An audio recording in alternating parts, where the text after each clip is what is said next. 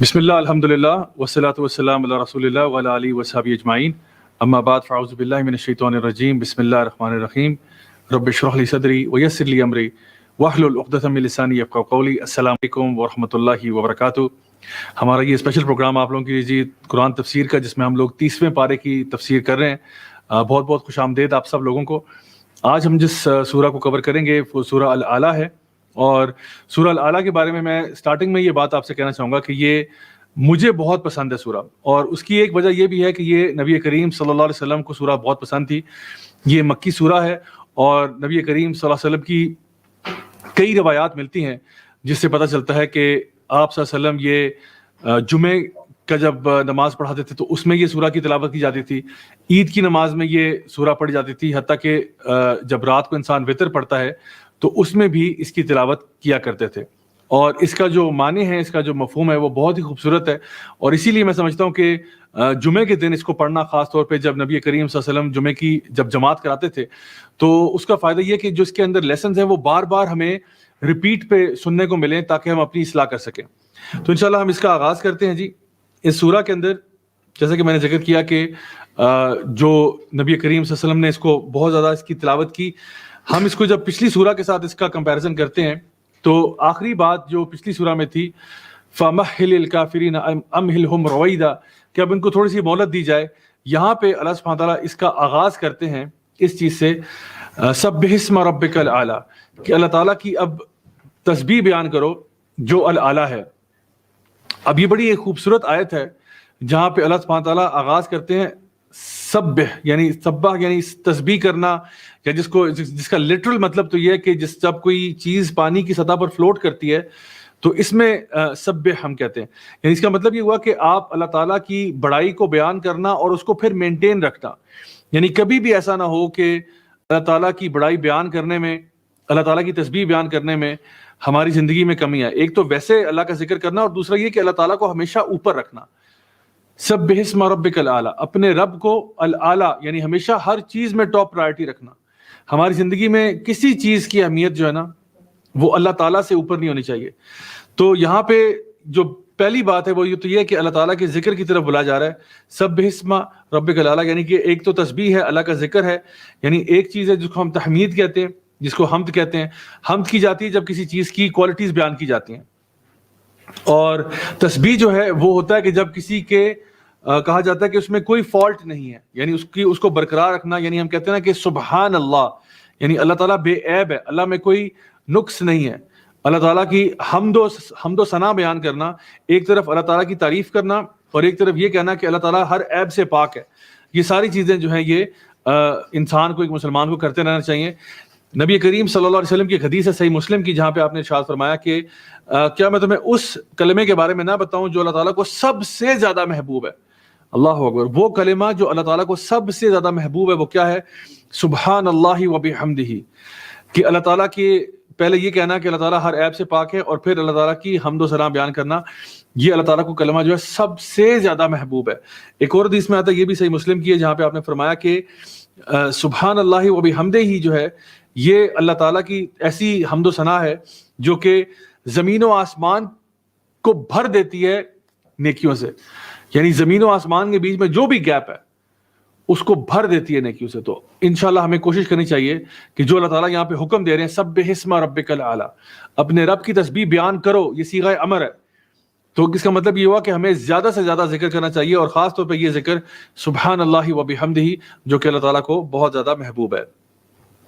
الاعلیٰ یعنی اللہ تعالیٰ کے اس نیمز اینڈ ایٹریبیوٹس کی جہاں بات ہوتی ہے، اسماء و صفات کی، تو الاعلیٰ کہا گیا، یعنی اللہ تعالیٰ جو ہے نا وہ ہر چیز سے بڑا ہے، اور یہ اللہ تعالیٰ کی شان کے خلاف ہے کہ اللہ تعالیٰ کی بات کو، اللہ تعالیٰ کے دین کو، اللہ تعالیٰ کی ذات کو انسان جو ہے وہ پرائرٹی نہ دے۔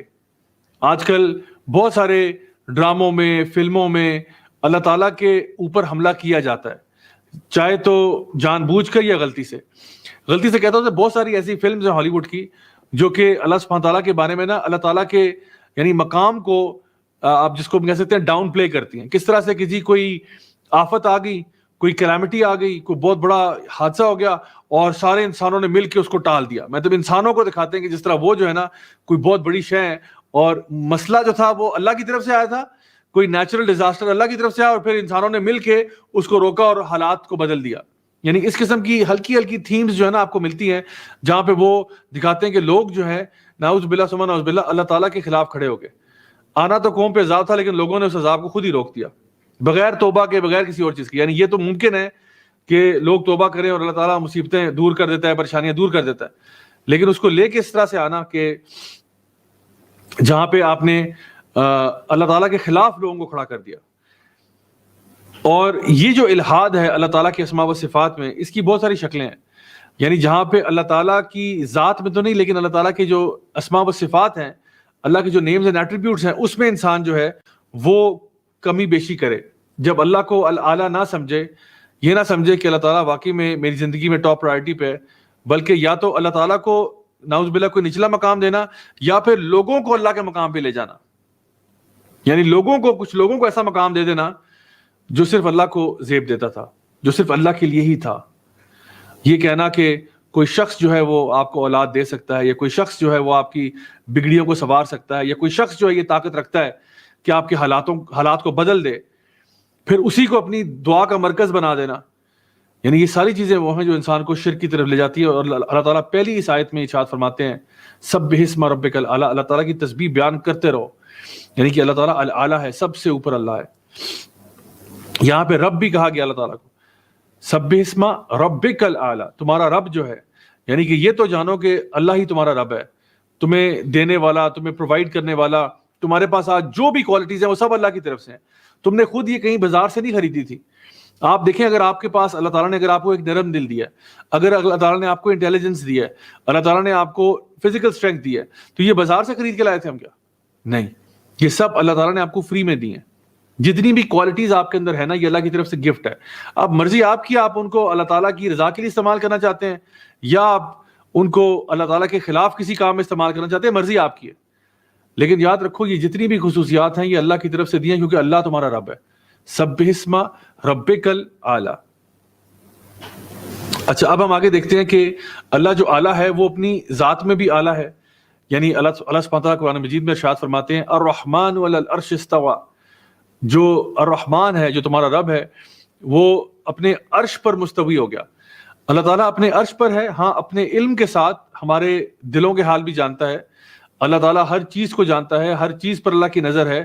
اللہ تعالیٰ السمیع ہے, البصیر ہے, لیکن اپنی ذات کے اعتبار سے الرحمن علی العرش استوى, وہ اپنے عرش پر ہے. اور یہ چیز جو ہے یہ ہمیں یہ بھی بتاتی ہے کہ بہت ساری آیات قرآن مجید کی جو بتاتی ہیں کہ تنزل الملائکہ, یا قرآن کا نازل ہونا کہاں, اوپر سے نیچے چیزیں آ رہی ہیں. اور اسی طرح سے دعائیں ہماری اوپر کی طرف جاتی ہیں. انسان جب دعا کرتا ہے تو ہاتھ اوپر کرتا ہے.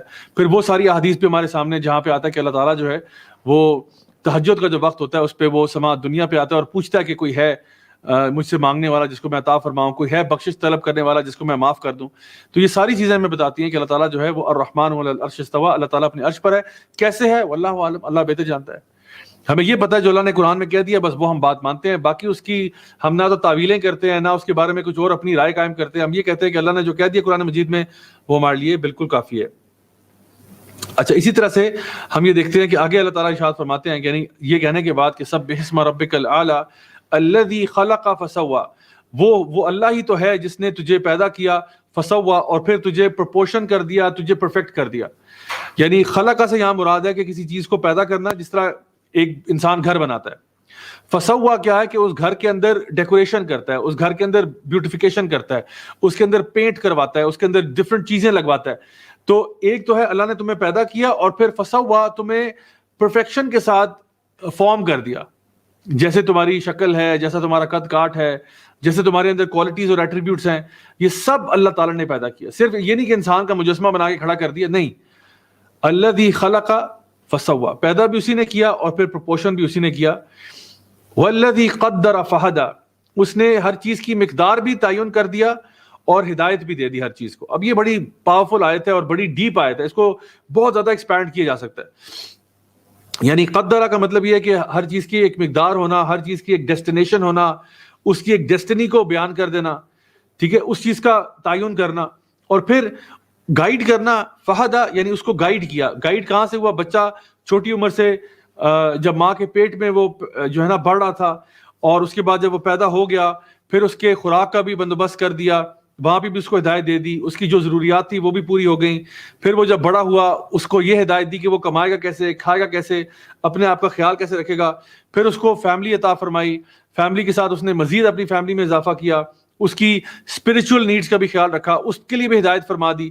یعنی ہر اعتبار سے جو جو چیز انسان کی ہدایت کے لیے اس کے لیے ریکوائرڈ ہو سکتی ہے وہ سب کچھ اللہ تعالیٰ نے پرووائڈ کر دیا.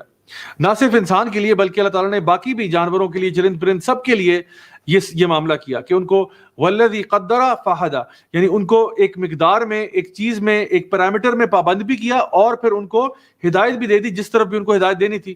مثلا ایک سانپ ہے نا، اب سانپ کی تقدیر کیا ہے یا مقدار کیا ہے کہ سانپ زہریلا ہوتا ہے، یعنی زیادہ تر سانپ پوائزنس ہوتے ہیں. اور شیر کی کیا کوالٹی ہے کہ شیر جو ہے وہ بہادر ہوتا ہے.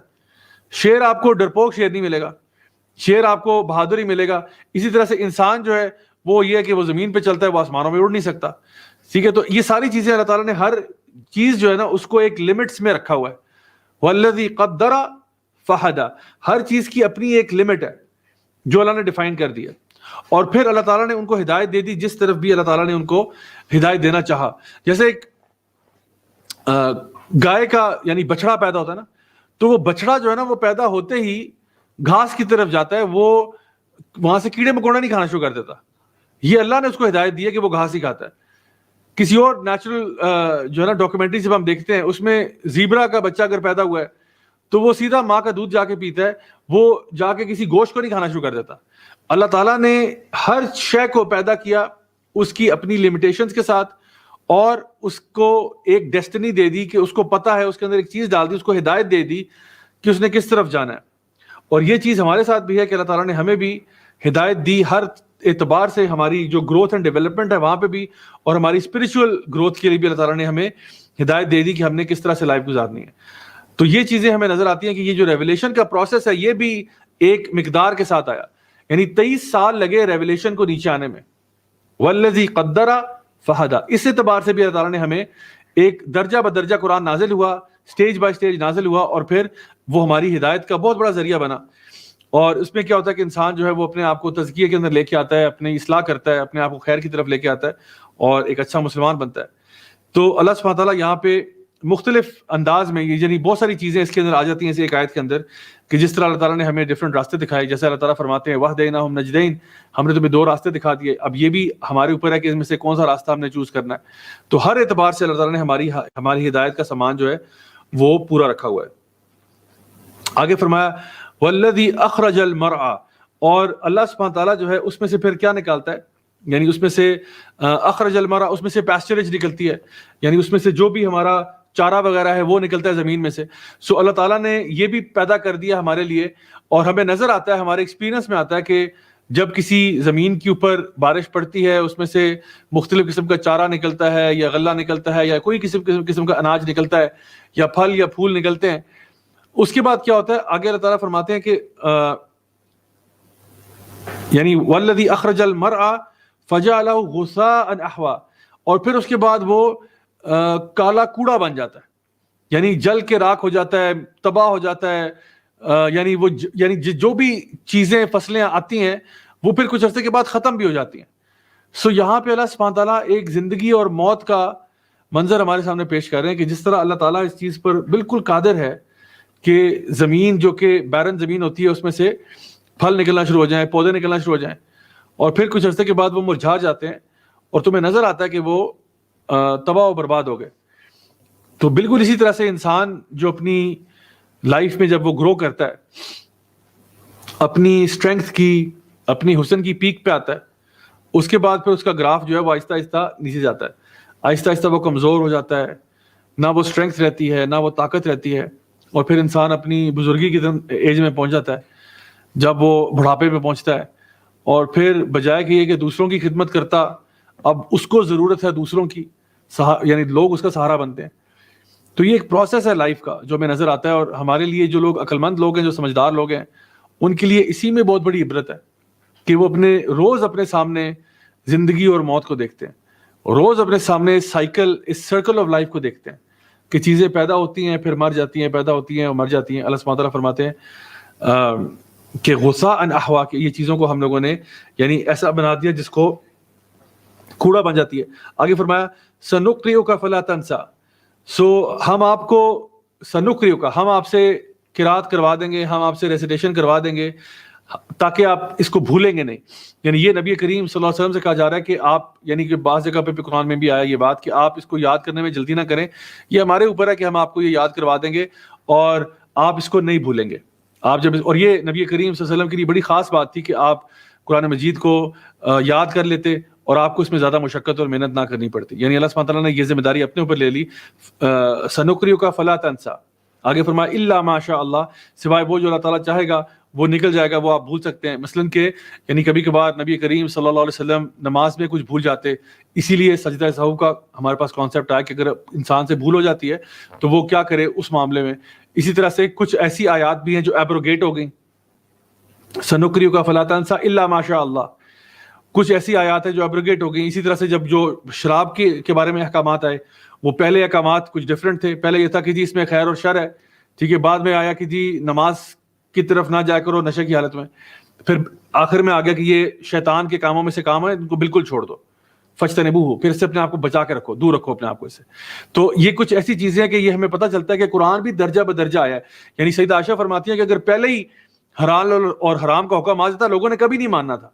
یعنی اگر اسٹریٹ اوے پہلی آیات ہی آتی کہ یہ بھی حرام ہے, یہ بھی حرام ہے, یہ بھی حرام ہے, لوگوں نے ماننا نہیں تھا. لیکن یہ درجہ بدرجہ آیا. جس طرح ہم نے یعنی ایک چارے کی بات کی کہ چارہ اگا اور پھر ختم ہوا, بالکل اسی طرح سے اللہ تعالیٰ فرماتے ہیں کہ ہم نے لوگوں کو ہدایت کا معاملہ کیا ان کے لیے, فقدر فہدی, بالکل اسی طرح سے قرآن بھی درجہ بدرجہ نازل ہوا, ہماری ہدایت کا ذریعہ بنا اور لوگوں کی ایکسیپٹنس کے لیے آسانی پیدا کی گئی کہ لوگ جو ہے وہ اسی طرح سے ایکسیپٹ کریں. ورنہ اگر اسٹریٹ اوے قرآن آ جاتا, نازل ہو جاتا کتاب کی شکل میں, شاید کوئی بھی اس کو نہ مانتا اس ٹائم پہ. تو اللہ تعالیٰ فرماتے ہیں سنقرئک فلا تنسى الا ما شاء اللہ. سو یہاں پہ ہمارے لیے یہ کیا ہے کہ اللہ تعالیٰ ہمیں یعنی اصل میں تو قرآن مجید ہم لوگ اللہ تعالیٰ کے فضل سے ہی سیکھتے ہیں نا.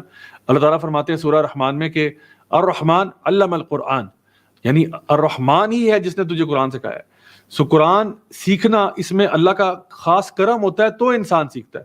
بہت سے لوگ ایسے ہوں گے جو یہ والا لیکچر سنتے ہوں گے, لیکن ہضم کتنوں کو ہے یہ اللہ بہتر جانتا ہے. بہت سے لوگ ایسے ہیں جو قرآن پڑھتے ہیں, لیکن قرآن کتنوں کے دل میں اترتا ہے اور اثر کرتا ہے یہ اللہ ہی بہتر جانتا ہے, کیونکہ اصل میں اثر ڈالنے والی ذات اللہ کی ہے, اور اللہ اسی کے دل پہ اثر کرواتا ہے جو کہ اس ہدایت کا طلبگار ہوتا ہے. الرحمن علم القرآن, وہ اللہ ہے جو تجھے قرآن سکھاتا ہے. اور آپ سوچیں اسی اعتبار سے, صرف یہی اگر بات کہی جائے, اس اعتبار سے قرآن کی شان کتنی بڑھ جاتی ہے کہ ہمارا پیارا رب ہمیں قرآن پڑھاتا ہے, ہمارا پیارا رب ہمیں سکھاتا ہے. یعنی ویسے قرآن پڑھنے کو تو قاری صاحب پڑھا رہے ہیں آپ کو, لیکن اصل میں جو دل میں اس کا اثر ڈال دیتا ہے وہ اللہ کی ذات ہے, کہ آپ کو قرآن امپیکٹ کرتی ہے. یہ اللہ کا بڑا خاص کرم ہوتا ہے لوگوں پہ کہ قرآن ان کو امپیکٹ کرے, قرآن ان کو ہلا دے, قرآن ان کو بدلنے پہ مجبور کر دے. یہ اللہ کا بڑا خاص کرم ہوتا ہے. تو اللہ سبحانہ و تعالیٰ نبی کریم صلی اللہ علیہ وسلم سے بھی یہ کہہ رہے ہیں. آگے فرمایا الا ما شاء اللہ انہ یعلم الجہر وما یخفی, اور اللہ تعالیٰ جانتا ہے جو بھی جہر یعنی ظاہر ہے اور جو بھی یخفا جو چھپا ہوا ہے. تو اللہ تعالیٰ تو بہتر جانتا ہے یہ ساری باتیں. جہر سے مراد ہے وہ چیز جو کہ ایکسپوزڈ ہے, تو جو چیزیں کھلی ہیں وہ بھی اللہ جانتا ہے, وما یخفا, اور جو چھپی ہوئی ہے وہ بھی جانتا ہے. اچھا, ابھی پچھلی سورہ میں ہم نے پڑھا تھا یوم تبلی السرائر, یہ وہ دن ہے جس دن سرائر جو ہیں سر کی جمع, یہ جو سیکرٹس ہیں وہ باہر آ جائیں گی. اچھا, اب سر میں اور یخفا میں کیا فرق ہے؟ کیونکہ دونوں کا مطلب ہم نے ٹرانسلیشن میں یہ ڈالا ہے کہ چھپی ہوئی چیز, کوئی سیکرٹ. تو دیکھیں سر جو ہے نا وہ ایسی چیز ہے جو کہ ایک سیکرٹ ہے لیکن آپ کو پتہ ہے وہ سیکرٹ ہے. جس ہم نے کل بات کی تھی کہ اب کرونا وائرس کی حقیقت قیامت کے دن ہی پتہ چلے گی کہ اصل میں کیا ہوا تھا, یا 9/11 کا واقعہ جو اس کی حقیقت قیامت والے دن پتہ چلے گی. تو کبھی کبھار ایسا ہوتا ہے کہ آپ کا ایک دوست ہے, وہ آپ کو ایک سرپرائز دینا چاہتا ہے. آپ کا ایک دوست ہے, وہ آپ کو سرپرائز دینا چاہتا ہے. ایک طریقہ یہ کہ وہ کہتا ہے I have a surprise for you but I'm not going to tell you, میرے پاس تمہارے لیے ایک سرپرائز ہے لیکن میں بتاؤں گا نہیں. ایک یہ ہے. ایک وہ دوست ہے جو آپ کو سرپرائز دیتا ہے اور آپ کو پتہ ہی نہیں ہے کہ اس نے آپ کو سرپرائز دینا تھا. یعنی یہ جو پہلی چیز ہے نا یہ سر ہے اور یہ یخفا ہے. یعنی جب آپ کو دوست بتا دیتا ہے نا کہ میرے پاس ایک سرپرائز ہے تمہارے لیے, گیس کرو کیا ہے یہ, کیا ہے آپ کو پتا ہے کہ there is a secret but you don't know it. آپ کو پتا ہے کہ ایک چیز راز ہے لیکن آپ کو وہ راز پتا نہیں ہے. ایک کیس میں دوست آپ کو بتاتا ہی نہیں ہے کہ اس نے آپ کے لیے سرپرائز رکھا ہوا ہے اور وہ بس گھر آ کے آپ کو سرپرائز دے دیتا ہے. تو یہ کیا ہے, یہ وہ چیز تھی جو کہ یخفا تھی, آپ کو پتا ہی نہیں تھا کہ اس نے کیا سوچا ہوا تھا, آپ کو پتہ ہی نہیں تھا کہ یہ آپ کو سرپرائز دینا چاہ رہا تھا. اللہ سبحانہ وتعالیٰ فرماتے ہیں کہ انہ یعلم الجہر وما یخفا, اللہ تعالیٰ وہ جانتا ہے جو کہ ظاہر ہے اور جو کسی کو وہم و گمان میں بھی نہیں پتا نا کہ وہ چیز چھپی ہوئی ہے, اللہ کو وہ بھی پتا ہوتی ہے. اللہ اکبر کبیرہ. اللہ تعالیٰ کی شان ہے, اللہ تعالیٰ کا علم ہے کہ اللہ تعالیٰ یہ ساری چیزیں جانتا ہے. وَنُيَسِّرُكَ لِلْيُسْرَى, تو فرمایا کہ پھر ہم آسان کر دیں گے تمہارے لیے آسان راستہ. وَنُيَسِّرُكَ لِلْيُسْرَى, ہم تمہارے لیے آسان کر دیں گے آسان راستہ. یہاں آسان راستہ کیا ہے, یہ تو سب سے پہلے تو بات نبی کریم صلی اللہ علیہ وسلم کے لیے اور پھر ہمارے لیے بھی ہے کہ اللہ تعالیٰ جو ہے وہ نبی کریم صلی اللہ علیہ وسلم کے لیے یہ جو اسلام پر چلنے کا راستہ ہے نا, اس کو اللہ تعالیٰ لِلْيُسْرَى کہہ رہے ہیں. یہ آسان راستہ, یعنی دین پر چلنا آسان ہے. آسان کس طرح سے ہے کہ آپ کے لیے آسانیوں کا باعث بنتا ہے, آپ کے لیے آسانیوں کا باعث بنتا ہے.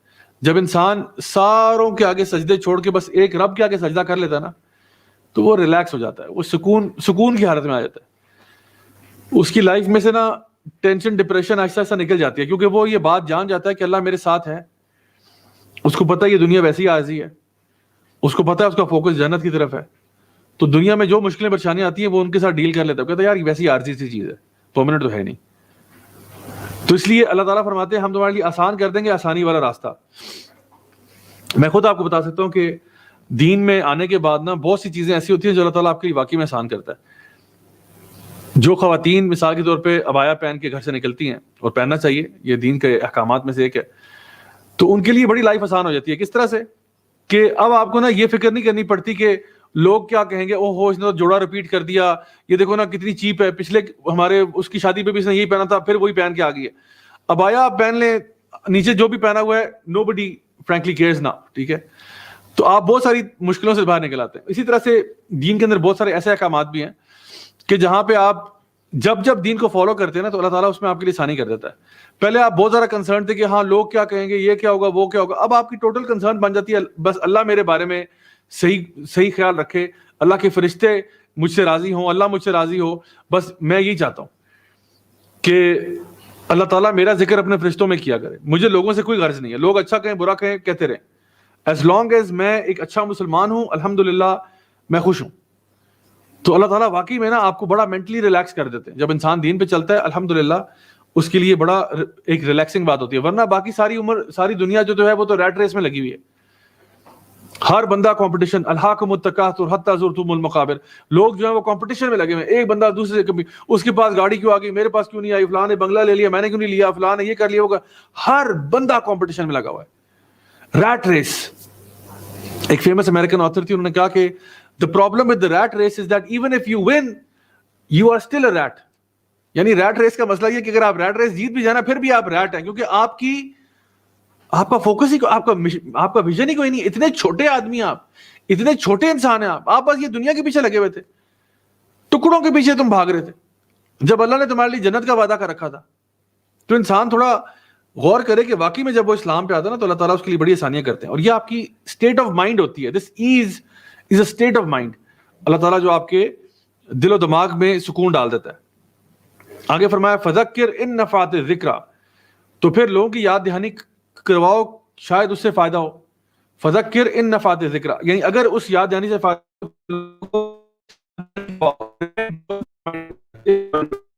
تو کس یاد دہانی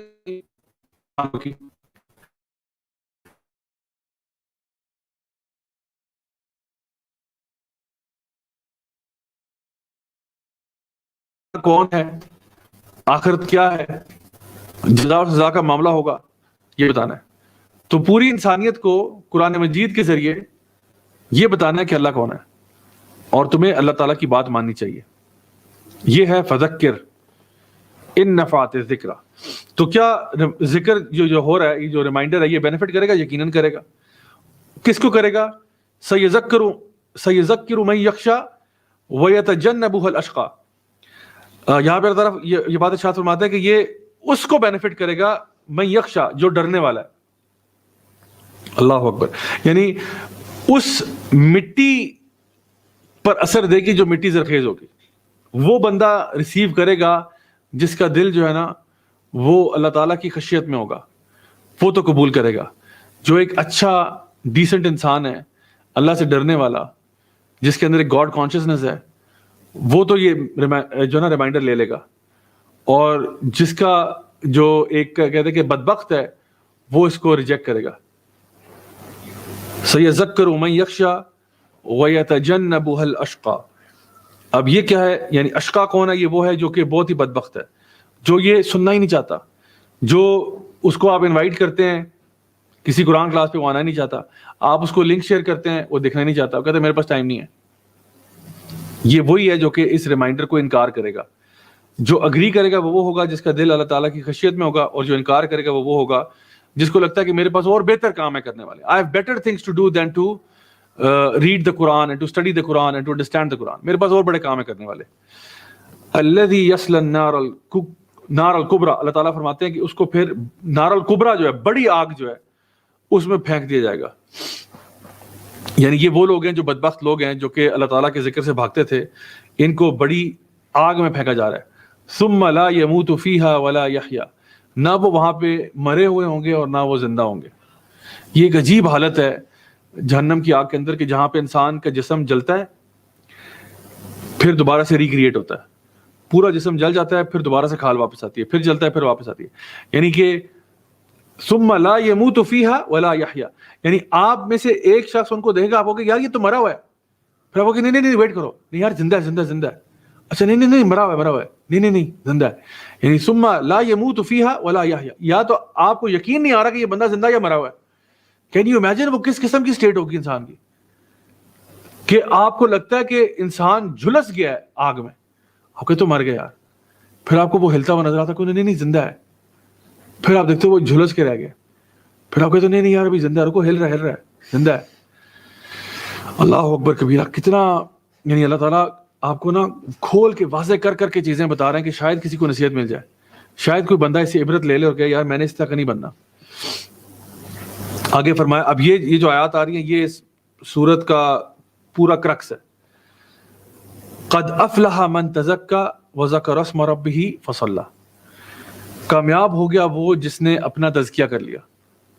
قد افلح من تزکا وذکر اسم ربہ فصلی. اور اس نے اللہ کو یاد کیا، اپنے رب کے نام کو یاد کیا اور نماز پڑھی.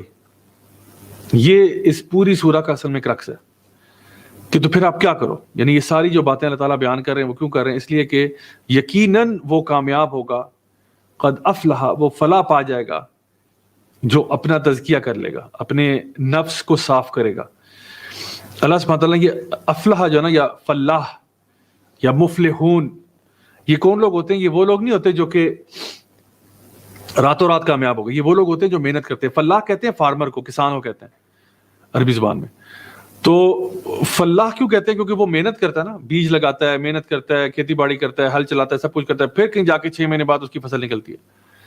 تو وہ یہ نہیں ہوتا کہ راتوں رات جو ہے نا وہ فصل نکل آئی اور وہ کامیاب ہو گئے. نہیں، فلاح کو محنت کرنی پڑتی ہے. اسی لیے قد افلح من زکاہا، یعنی تزکیہ کرنا یہ ایک پروسیس ہے. یہ نہیں کہ بس اچیو ہو گیا اور ختم ہو گیا. نہیں، یہ ایک پورا پروسیس ہے جو آپ کو کرنا پڑتا ہے. اللہ سبحانہ تعالیٰ فرماتے ہیں قرآن مجید میں سورۃ البقرہ میں، جہاں پہ فرمایا الف لام میم ذالک الکتاب لا ریب فیہ ھدی للمتقین. ٹھیک ہے، تقویٰ والوں کے لیے ہدایت ہے. اور 5ویں آیت میں ارشاد فرمایا جب ان کی کوالٹیز بیان کرنے کے بعد کہ الذین یؤمنون بالغیب ویقیمون الصلاۃ ومما رزقناہم ینفقون، آخر میں فرمایا کہ اولئک علی ھدی من ربہم واولئک ھم المفلحون. یہی لوگ اللہ تعالیٰ کی طرف سے ہدایت کے اوپر ہوں گے. واولئک ھم المفلحون، اور یہی تو مفلحون ہے، یہی تو فلاح پانے والے لوگ ہیں جو اللہ کی توحید کو برقرار رکھتے تھے، جو لوگ نمازیں پڑھتے تھے، اللہ کی راہ میں خرچ کرتے تھے، آسمان سے جو نازل کردہ اسکرپچر تھا اس پر ایمان لاتے تھے، آخرت پر یقین رکھتے تھے. یہ وہ لوگ تھے جو کنسسٹنسی کے ساتھ یہ کرتے رہے، اور یہ لوگ پھر مفلحون ہو گئے، یہ فلاح پانے والے ہو گئے. تو اصل میں چیز کیا ہے؟ اپنا تزکیہ کر لینا، اپنے نفس کو برائیوں سے پاک کرنا. یعنی 2 لفظ ہوتے ہیں، ایک ہوتا ہے تصفیہ، ایک ہوتا ہے تزکیہ. تصفیہ ہوتا ہے یعنی اگر ایک ٹیبل ہے نا جو کہ جس کا گلاس ٹاپ ہے, ایک ٹیبل جس کا گلاس ٹاپ ہے, اس کے اوپر اگر کوک گر جائے, کوک یا پیپسی, تو اس کو صاف کرنا آسان ہوگا مشکل ہوگا؟ آسان ہوگا نا, کیونکہ گلاس کا ٹاپ ہے, آپ نے ٹیشو لیا, آپ نے بس صاف کر دیا, 1 سیکنڈ میں صاف ہو جائے گا. لیکن اگر یہی کوک یا پیپسی کسی ایسے ٹیبل پہ گرے جس کے اوپر ٹیبل کلاتھ پڑا ہوا تھا, ایک موٹا سا ٹیبل کلاتھ تھا, اب اگر اس پہ کوک پیپسی گر گئی ہے تو یہ ٹیشو پیپر سے تو صاف نہیں ہوگا, اس کو اب آپ کو جا کے صابن سے, ڈٹرجنٹ سے اچھی طرح واش کرنا پڑے گا. یہ جو ٹیبل کی صفائی ہے نا صرف سرفیس پہ سے, اس کو تصفیہ بولتے ہیں, صفائی, تصفیہ. اور تزکیہ ہوتا ہے جب اس کو کسی چیز کو رگڑ رگڑ کے صاف کیا جاتا ہے, یعنی پراپر طریقے سے اس کو ڈٹرجنٹ صابن سے دھویا جا رہا ہے. یعنی جو تزکیہ ہے نا, انسان کے دل کے اوپر کبھی کبھار نا ایک نقطہ پڑتا ہے, وہ گناہ کرتا ہے نا, نقطہ پڑ جاتا ہے.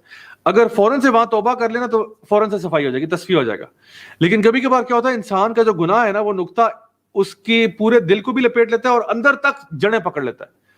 اب اس کا ہوگا جناب والا تزکیہ, قد افلح من تزکا وذکر اسم ربہ فصلی, اب ہوگا اس کا تزکیہ. اور اسی لیے فرمایا کہ جو تزکیہ کرے گا وہ کامیاب ہوگا.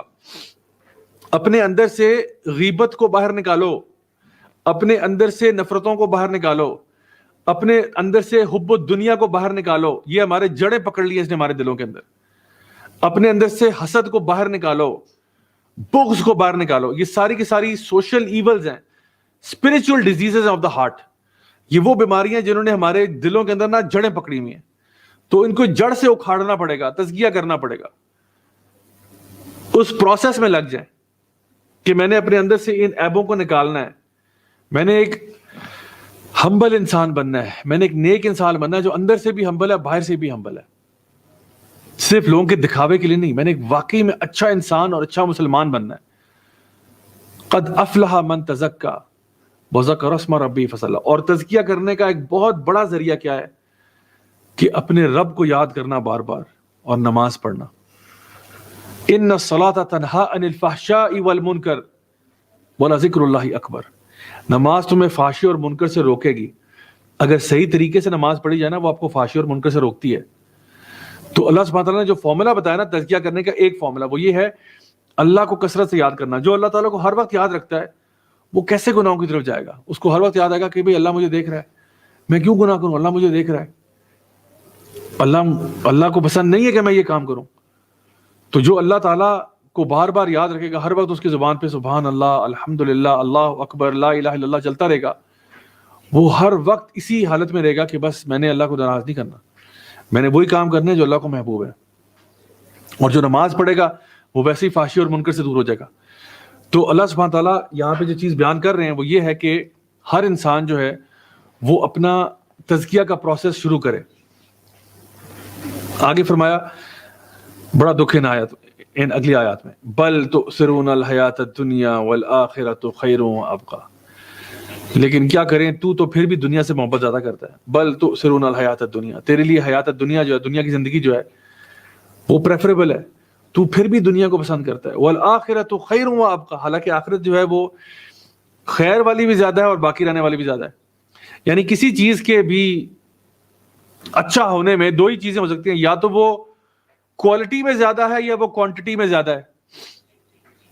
آپ نے کوئی چیز بازار سے لینی ہے, یا وہ چیز کوانٹٹی میں زیادہ ہوگی تو آپ لیں گے, ٹھیک ہے, پرائس وہی ہے, کوانٹٹی زیادہ مل رہی ہے, یا پھر آپ کہیں گے نہیں اس کی کوالٹی بہتر ہے اس لیے میں لے رہا ہوں. فار ایگزامپل, چونکہ رمضان کا مہینہ چل رہا ہے اور یہ رمضان کے مہینے ہونے کے ساتھ ساتھ ایک سموسوں کا مہینہ بھی ہے, تو سموسوں کی مثال دے دیتے ہیں آپ کو. امیجن کریں کہ آپ کے پاس 100 روپے ہے, آپ کو پتا چلا کہ کہیں پہ دو دکانیں, دونوں سموسے والے ہیں, ایک چھوٹے سموسے بیچتا ہے, ایک بڑے سموسے بیچتا ہے.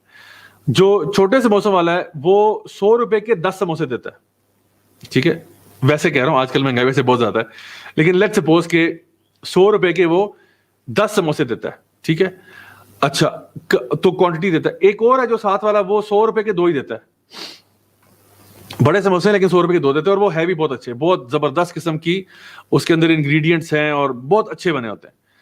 تو کبھی آپ کا موڈ کیا, آپ دوستوں کو لے کے جا رہے تھے, آپ نے کہا یار آج وہ نا 100 روپے کے 10 ٹھیک ہیں, کیونکہ دوستوں میں نے بانٹنے تو زیادہ لے لیتے ہیں, سب کو میں دے دوں گا. تو اس دن آپ کو وہ پروڈکٹ بہتر لگا کہ it will be a better use of my money, right. تو وہاں پہ آپ نے کوانٹٹی کو پریفر کیا, کبھی کبھار ہوتا ہے انسان کہتا ہے یار کوانٹٹی چھوڑو, باہر بارش کا موسم تھا اور بڑا زبردست ایک ماحول بنا ہوا ہے, اچھی ہوا چل رہی ہے, آپ نے کہا یار آج سموسے کھانے کا موڈ ہو رہا ہے, آپ اپنے کسی فرینڈ کے ساتھ چلے گئے, آپ نے کہا یار آج وہ 100 روپے کے 2 ہی ٹھیک ہے یار, کیونکہ آج ذرا میں نے کوالٹی کا سموسا کھانا ہے, ٹھیک ہے. تو کبھی کبھار آپ کوانٹٹی کو پریفر کرتے ہو, کبھی آپ کوالٹی کو پریفر کرتے ہو. جب دنیا اور آخرت کا مقابلہ کیا جاتا ہے تو آخرت جو ہے وہ دنیا سے کوانٹٹی میں بھی زیادہ ہے اور کوالٹی میں بھی زیادہ ہے. اگر آپ دنیا کی کوالٹی کی بات کرو اور آخرت کی, آخرت تو بہت بہتر ہے کوالٹی میں, آپ اندازہ نہیں لگا سکتے کتنی بہتر ہے. اگر آپ کوانٹٹی کی بات کریں تو دنیا میں کتنے سال رہ لو گے؟ 80 سال, 100 سال. آخرت جو ہے وہ نہ ختم ہونے والی ہے, تو خیر و ابقا, باقی رہے گی یہ. وہ تو اس نے تو رہنا ہی نہیں ہے, تو ویسے ہی ختم ہو جائے گی. اور یہ دنیا کی ایک حقیقت ہے. دنیا اور جس سے آپ محبت کرتے ہیں اس دنیا میں سب نے ختم ہو جانا سوائے اللہ تعالیٰ کی ذات کے. یعنی صرف اللہ ہی ہے جو باقی رہے گا. باقی جس کسی سے بھی انسان محبت کرتا ہے نا, سب کچھ ختم, چاہے مال ہے یا اولاد ہے یا بیوی بچے ہیں, کچھ بھی ہے, سب کچھ ختم ہو جائے گا. سو اللہ سبحانہ تعالیٰ جو ہے وہ ہمیشہ رہنے والا ہے.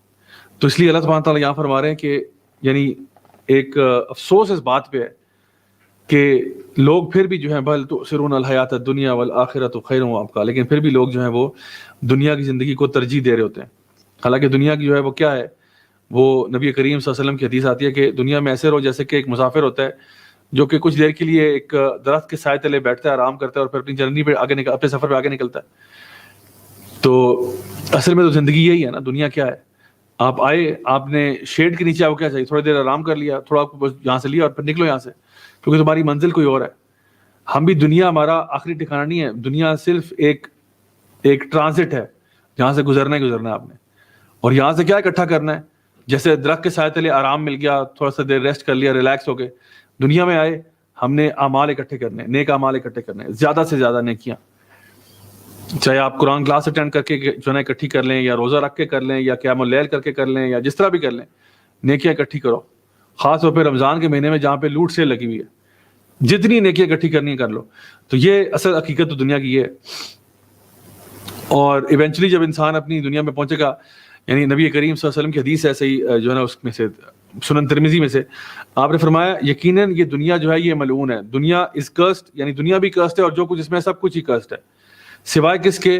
ذکر اللہ, اللہ کے ذکر کے, اور جو بھی اس کے ساتھ منسلک چیزیں ہیں, جو اللہ کے ذکر کے ساتھ منسلک چیزیں, اور ایک عالم, دین کا علم سکھانے والا, اور اس کا طالب علم.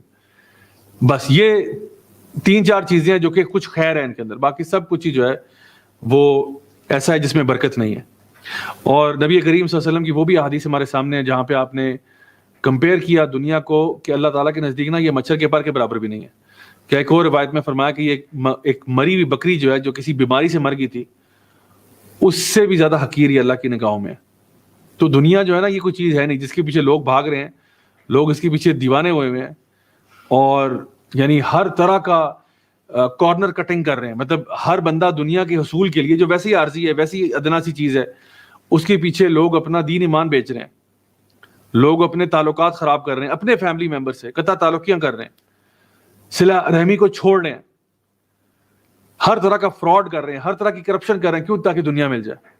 حالانکہ بل تؤثرون الحیات الدنیا والآخرۃ خیر وابقیٰ, دنیا کچھ بھی نہیں ہے جو کہ آخرت ہے اللہ تعالیٰ نے جو تمہارے لیے سنبھال کے رکھی ہے. تو لگتا یہ کہ لوگوں کا نا بالکل جسے کہتے ہیں نا قبلہ ہی غلط ہوا ہے, لوگوں کا پرائرٹیز غلط ہے. اللہ تعالیٰ آگے فرماتے ہیں ان ھذا لفی الصحف الاولیٰ, یہ وہی چیز ہے جو پچھلی صحیفوں میں بھی تھا. یہ مطلب کوئی نئی بات نہیں ہے. یہ جو بات ہے کہ یعنی دنیا عارضی ہے, ٹھیک ہے, دنیا جو ہے وہ دارالقرار نہیں ہے. وما الحیات الدنیا الا متاع الغرور, یہ کوئی نئی بات نہیں ہے, یہ پہلے انبیاء نے بھی یہی دعوت دی ہے, ٹھیک ہے. ان ھذا لفی الصحف الاولیٰ, یہ پچھلے اسکرپچرز میں بھی یہی بات تھی, اور قیامت کے دن آ کے رہے گا یہ بھی سب کو پتہ ہے, سب نے یہی بات کی ہے. اور جنت ہے اور جہنم ہے یہ بھی سب کو پتہ ہے جو اللہ تعالیٰ نے اس سورہ میں ذکر کیا. اور یہ کہ کامیابی کا طریقہ جو ہے, کامیابی کا راستہ جو ہے وہ یہ ہے کہ انسان اپنا تزکیہ کرے, اللہ تعالیٰ کا ذکر کرے, نماز کو قائم کرے. یہ بھی کوئی نئی بات نہیں ہے, یہ بھی ساری بات پرانی ہے. تو اللہ تعالیٰ فرما رہے ہیں کہ یا تو ہونا کہ تمہیں ہم نے کچھ نیا بتایا ہو, یا تو نا کہ ہم نے تمہیں کوئی ایسی بات بتائی ہو جو تمہارے لیے اتنی آؤٹریجس ہو, اتنی فینومینل ہو کہ آپ کو یار مجھے تو سمجھ میں نہیں آ رہی ہے کیا بات ہو رہی ہے. یہ جتنی بھی باتیں تم سے کی جا رہی ہیں دنیا کی حقیقت کے بارے میں, جنت جہنم کے بارے میں, قیامت کے منظر کے بارے میں, اپنے تزکیہ کرنے کے بارے میں, ذکر کرنے کے بارے میں, نماز کرنے کے بارے میں, یہ ساری چیزیں پہلے ہو چکی ہیں. ان ھذا لفی الصحف الاولی صحف ابراہیم و موسیٰ, ابراہیم علیہ السلام کے صحیفوں میں بھی اور موسیٰ علیہ السلام کے بھی صحیفوں میں بھی. ویسے تو تمام انبیاء کے صحیفے تھے, لیکن یہاں پہ ابراہیم علیہ السلام کا اور موسیٰ علیہ السلام کا ذکر کیوں ہو رہا ہے؟ یہاں پہ عیسیٰ علیہ السلام کا ذکر کیوں نہیں ہے, یا باقی انبیاء کا ذکر کیوں نہیں ہے؟ اس کی ایک وجہ ہے بہت بہت بنیادی, وہ یہ کہ اس ٹائم پہ مکہ میں کون سی آڈینس ہے جو یہ سن رہی ہے. یعنی تمام مشرکین جو تھے نا, تمام مشرکین وہ اپنی نسبت جوڑتے تھے ابراہیم علیہ السلام کے ساتھ, کہ ابراہیم علیہ السلام آئے, انہوں نے کعبہ کی تعمیر کی, اسماعیل علیہ السلام ان کے بیٹے, ہم انہی اسماعیل علیہ السلام کی نسل سے آ رہے ہیں. یعنی مکہ کے اندر جو مشرکین تھے وہ یہ بات جانتے تھے کہ ہماری نسبت ابراہیم علیہ السلام سے, تو یہ بات ان کو معلوم تھی. تو اللہ سبحانہ تعالیٰ کہہ رہے ہیں کہ یہ جو بات نبی کریم صلی اللہ علیہ وسلم تم سے کہہ رہے ہیں یہ کوئی نئی بات نہیں, یہ وہی بات ہے جو تمہارے والد ابراہیم علیہ السلام بھی کیا کرتے تھے. یہ وہی بات ہے, کوئی نئی بات نہیں ہے جس کو آج تمہیں ماننے میں اتنی تکلیف ہو رہی ہے. اور دوسرا موسیٰ علیہ السلام کا ذکر کیوں ہوا؟ کیونکہ اہل کتاب جو ہے وہ موسیٰ علیہ السلام پہ تو اتفاق ہے, یہودی جو ہے وہ عیسیٰ علیہ السلام کو نہیں مانتے, لیکن یہودی موسیٰ علیہ السلام کا بہت ریگارڈ کرتے ہیں اور کرسچنز بھی کرتے ہیں. تو ابراہیم علیہ السلام کا اسکرپچر اگر آپ کرنا چاہیں تو وہ بھی تعلیمات نبی کریم صلی اللہ علیہ وسلم کی تعلیمات ان سے مختلف نہیں ہے, نہ ہی جو تعلیمات موسیٰ علیہ السلام کی تھی ان سے کوئی مختلف تعلیمات ہیں. اللہ کی بات, اللہ کے رسولوں کی پیروی کرنا, آخرت پر ایمان لانا, اس سے ڈر جانا, جنت جہنم کا تذکرہ, کی ساری باتیں پہلے ہو چکی ہیں. سو الحمدللہ اس اعتبار سے دونوں گروہ جو اس ٹائم پہ ان آیات کو سن رہے تھے ان کو یعنی ایک طرح سے تنبیہ کی جا رہی ہے. تو یہ جو پوری سورہ ہے, اس سورہ کا یعنی تھیم کیا ہے, اس پوری سورہ کی تھیم کیا ہے؟ وہ یہ ہے کہ اللہ تعالیٰ کی تسبیح بیان کرنا اور لوگوں کو ڈرانا اس قرآن مجید کے ذریعے, اور اپنے تزکیے پر کام کرنا, اور یہ یاد رکھنا کہ دنیا کی زندگی جو ہے وہ بہت عارضی ہے, بہت حقیر ہے, اصل جو دارالقرار ہے وہ آخرت کی زندگی ہے. میں اس کی ایک چھوٹی سی مثال دے کے آپ کو بات سمجھاتا ہوں, شاید کہ اس سے بات سمجھ میں آ جائے, اور اسی پہ انشاءاللہ ہم آج کے اس سیشن کا اختتام بھی کریں گے. آپ امیجن کریں کہ ایک شخص ہے جو ایک بڑا سا گھر ہے, اس کا ایک بیک سائڈ ہے اور ایک فرنٹ سائڈ ہے. جو اس گھر کی بیک سائڈ ہے وہ انتہائی خستہ حال ہے, کیچڑ ہے, مٹی ہے, گندگی ہے, سارا کوڑا انہوں نے پیچھے پھینکا ہوا ہے. اور وہاں پہ ایک چھوٹی سی ایک کوٹھری سی بنی ہوئی, چھوٹا سا مطلب ایک ڈبہ نما کمرہ ہے. اتنا چھوٹا کمرہ ہے کہ وہاں پہ انسان کھڑا بھی نہیں ہو سکتا, اس کو بس بیٹھے رہنا پڑتا ہے وہاں پہ.